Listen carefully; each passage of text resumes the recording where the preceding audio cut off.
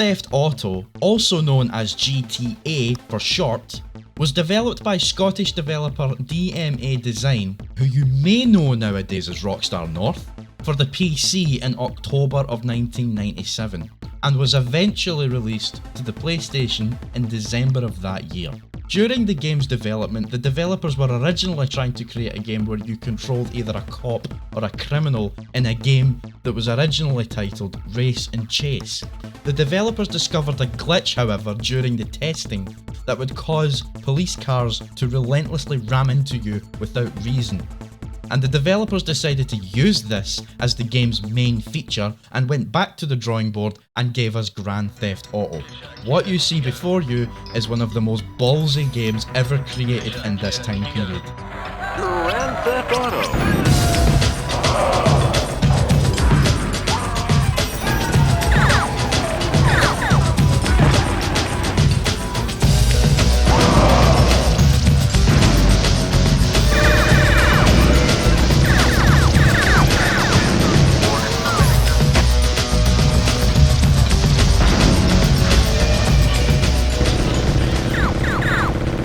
GTA puts the player in control of a criminal tasked with completing various jobs for different gang members.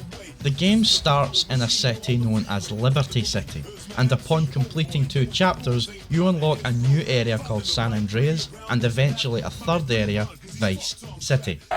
Grand Theft Auto.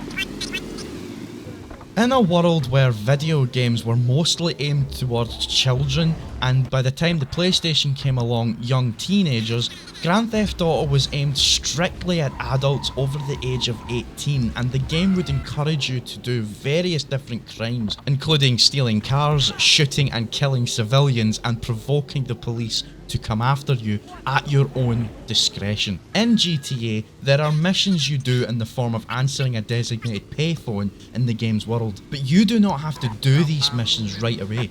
If you want to earn big money fast, you are encouraged to complete the game's payphone missions. These serve as the game's main mission points, and these missions reward you with the largest amount of money possible at one time, and is a good incentive to do these missions even if they are considered repetitive fetch quests nowadays. As previously mentioned, there are a potential total of 3 cities for you to play in. Liberty City, which is based on New York City, San Andreas, which is based on San Francisco, California, and Vice City, which is based on Miami, Florida. Most of you have probably heard of these cities, as they have been reincarnated into future GTA games since then, with Vice City being the only one that has not made its way into the HD era of Grand Theft Auto games. The police in the game will come after you if you commit various aforementioned crimes, and your wanted level is determined by the amount of policeman heads you see at the top of the screen.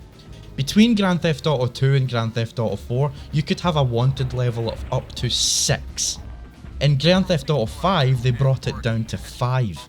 But in the original GTA, you only had a wanted level of up to 4. If you have one wanted level in Grand Theft Auto, only a single police car will be sent to your location and will be typically slower than you and will be pretty easy to lose.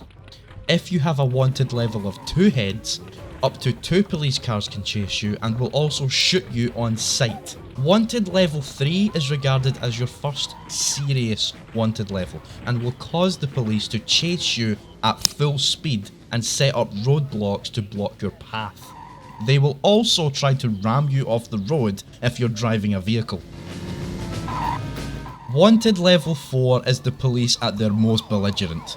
You're actually safer in a vehicle than you are on foot, as police officers will now use machine guns to take you out. I remember complaining back in Grand Theft Auto 4 that they made it a lot harder to evade the police. You could no longer hide as easily as you could in Grand Theft Auto 3, Vice City and San Andreas. But then I realised that this would actually be Grand Theft Auto's original method, because in GTA 1 you cannot hide from the police at all. You actually have to find ways to actually get them off your back. If you want to lose the police, your best bets are driving over a police bribe icon or respraying your car. You can also pick up a get out of jail free card should you eventually be arrested, and this will let you retain all of your items that you had on your person when you were caught. One of the game's many challenges comes in the form of the game not having an on-screen map. Not even in the pause menu, so finding your way around the cities of Grand Theft Auto if you're a first time player can be difficult. With that said, I also want to point out that when playing it nowadays, I realise how difficult it is to keep your car under control when you're driving fast. As more often than not, you will run into another car or obstacle, not just by your own fault, but because you're going so fast that it takes your brain not enough time to process what's in front of you. So slowing down was something I had to do a lot, but that's just me. For all I know, I'm probably really bad at the game, and other players may have found it simple. Grand Theft Auto.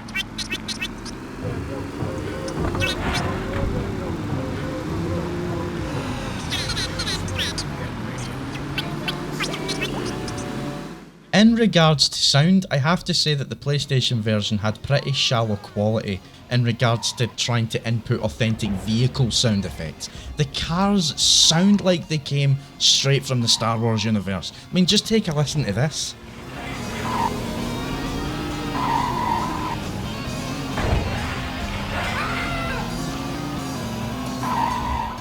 Other than that, the audio isn't too bad. It takes a while to actually get a grip on what some characters are saying, and to this day I still cannot figure out what these Hare Krishna guys are actually saying because of this.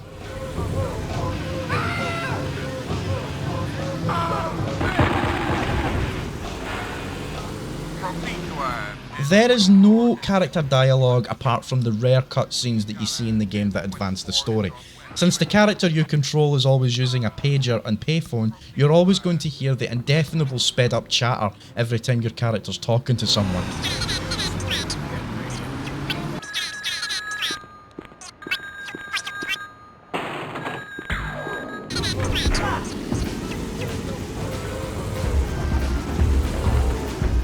Overall, while the audio isn't too bad, the quality's pretty low.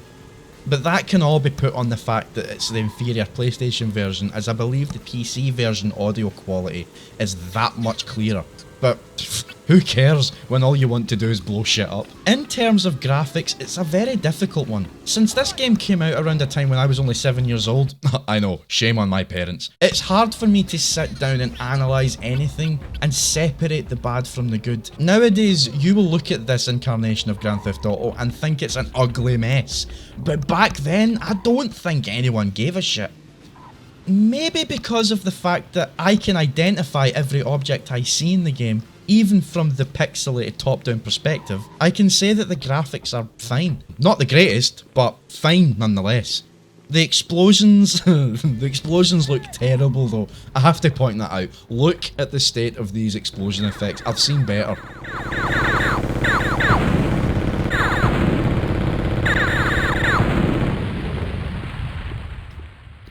Grand Theft Auto probably hasn't aged that well. I cannot think of anyone born post 2001 that would look at this game and think it was anything worth looking at, since they were brought up in the era where all Grand Theft Auto games are in 3D and are huge.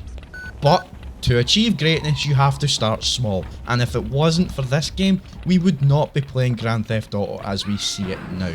So I see the original Grand Theft Auto as a pioneer, an innovator, and even then it's still a blast to play, at least for me it is. Do I recommend a purchase? Well, it's not expensive, it's very affordable and very available. But if you've been playing Grand Theft Auto from GTA 3 onwards, you're probably not going to be interested in this one. Overall, I think the game is still fun to play, but I think it's past its sell-by date at this stage.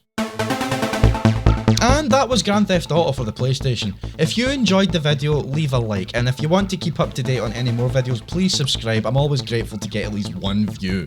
Thanks for watching Classix Review. This has been Gamerboy talking here, talking to you on Gamerboy Gaming, where I play the games that you need to have. Thanks for watching, very grateful, and I'll see you on the next episode.